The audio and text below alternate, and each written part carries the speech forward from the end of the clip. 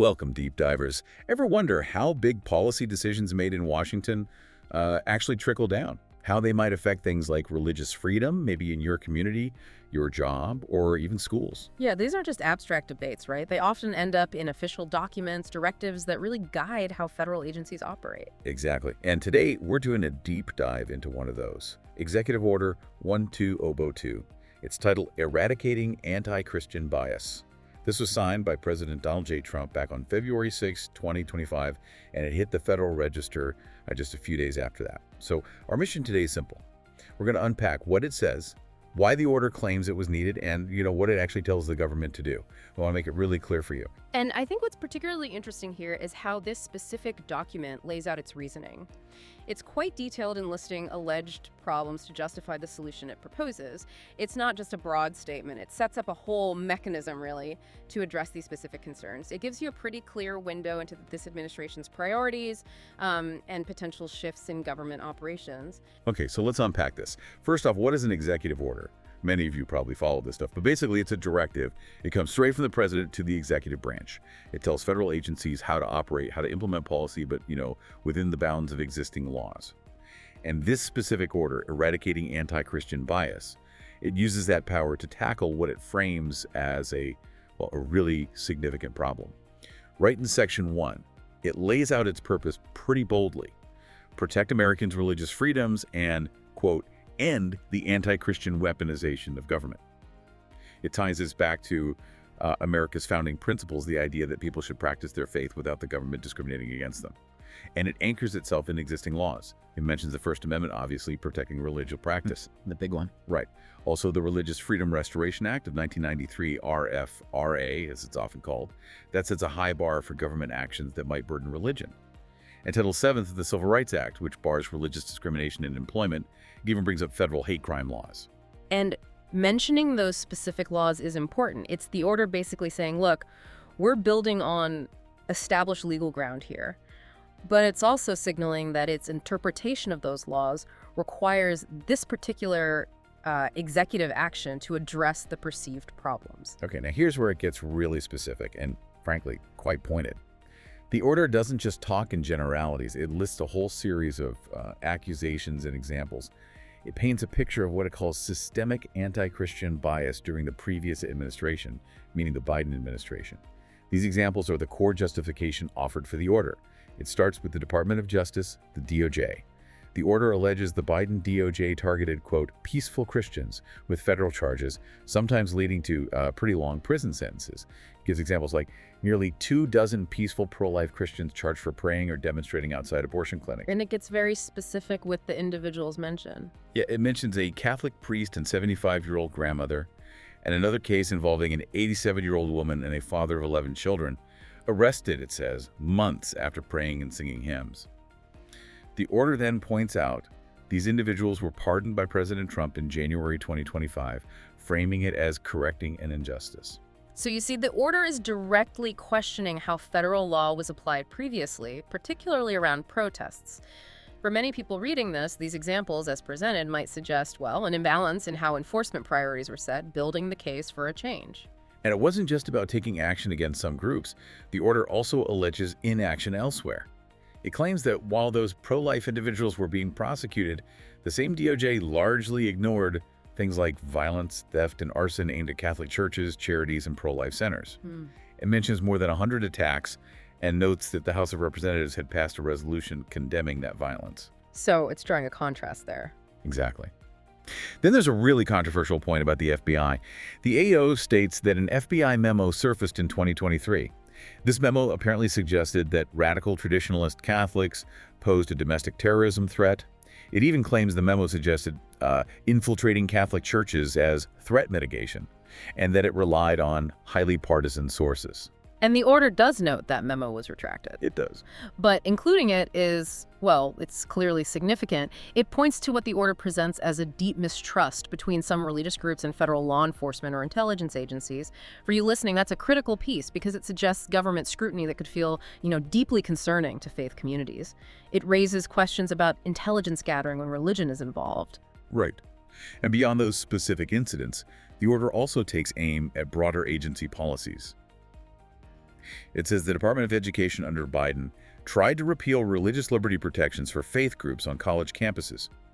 And the EEOC, the Equal Employment Opportunity Commission, allegedly pushed Christians to affirm, quote, radical transgender ideology against their beliefs in the workplace. Which relates directly to ongoing debates about religious freedom and LGBTQ+ rights. Definitely. And it claims HHS, the Department of Health and Human Services, tried to push Christians out of foster care if they didn't align with certain views on sexual orientation and gender identity. The order also makes a point of mentioning the Biden administration declaring March 31st, 2024, which was Easter Sunday that year, as Transgender Day of Visibility, framing it perhaps as insensitive timing. Yeah, the optics of that date were certainly noted. Finally, the ECO talks about a general surge in hostility. It claims hostility and vandalism against Christian churches went way up, citing numbers from 2023 being more than 8 times higher than in 2018. It specifically highlights attacks on Catholic churches and institutions.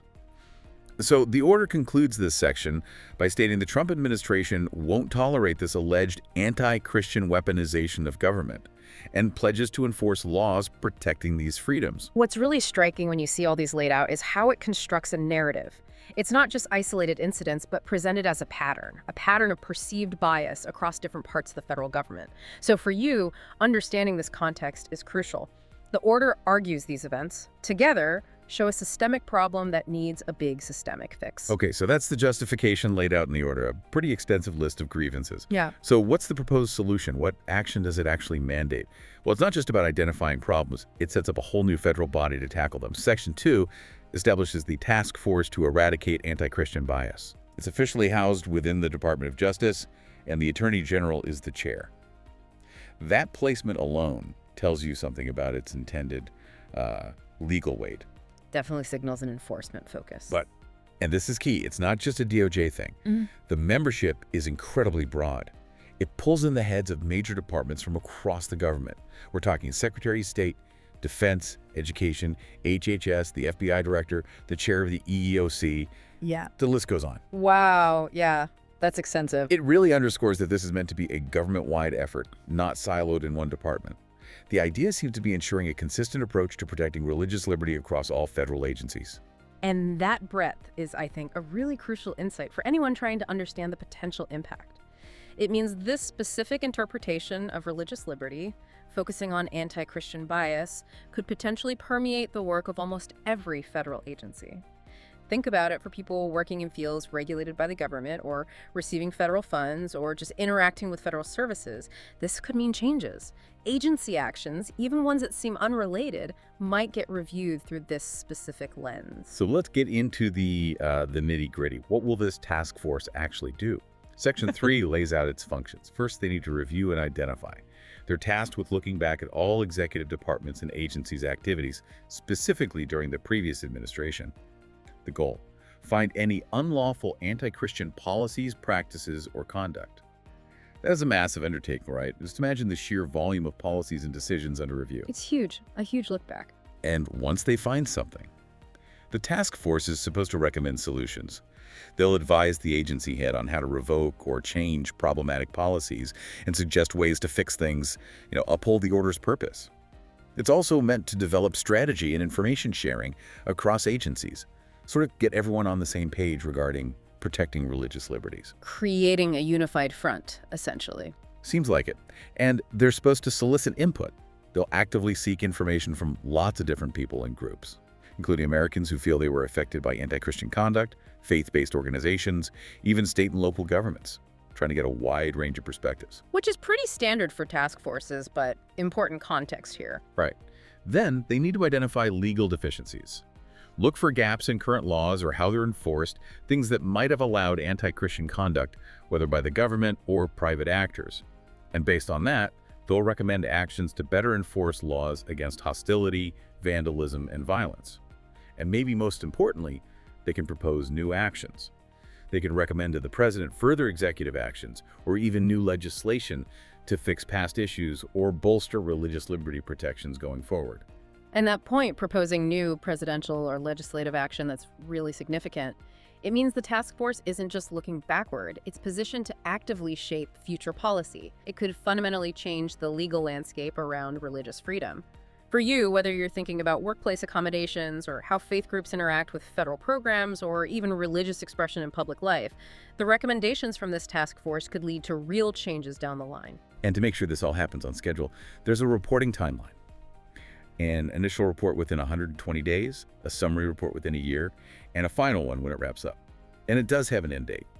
The order says the task force terminates 2 years from the date of this order, unless, of course, the president extends it. So a defined lifespan, at least initially. Exactly. So this is clearly more than symbolic. It's a concrete plan, specific tasks, deadlines, and a really wide reach across the government. For you, it means many federal agencies will be looking hard at their past actions through this very specific lens of potential anti-Christian bias. That could lead to some significant policy shifts. And it raises that interesting question, doesn't it? Even with a 2-year limit, what's the lasting cultural impact inside these agencies? How might this concerted effort change the priorities, the discussions, the way religious liberty is handled in Washington long after this specific task force is gone? It could reshape those conversations for years. So we've taken our deep dive into Executive Order 4202, Eradicating Anti-Christian Bias. We've unpacked its stated goals, look at the very specific examples it uses as justification. Those detailed allegations. And examine the structure and the pretty comprehensive mandate of this new task force it creates. For you, getting a handle on documents like this, well, it's not just about tracking government policy changes. It's about seeing how different administrations view fundamental rights like religious freedom. What issues do they choose to prioritize, and how do they use the power of the government to address those priorities? Yeah, because these actions, they do have real-world consequences. They can ripple out and affect community relations, workplace rules, school policies, social services, lots of areas. Understanding the mechanics behind these shifts helps you understand changes that might impact your own life or the lives of people around you. This particular executive order definitely sets a significant process in motion. A major review across the government aimed at potentially changing how federal agencies interact with Christian communities specifically. And it leaves us with a big question to ponder. How might the work of this task force, its findings, its recommendations, how might it ultimately reshape our collective understanding of religious liberty? And what role should the government play in protecting it in the future, well beyond these 2 years? A question with no easy answers, that's for sure. Definitely something to think about. Thank you for joining us for this deep dive. Until next time, keep exploring, keep asking questions, and stay well informed.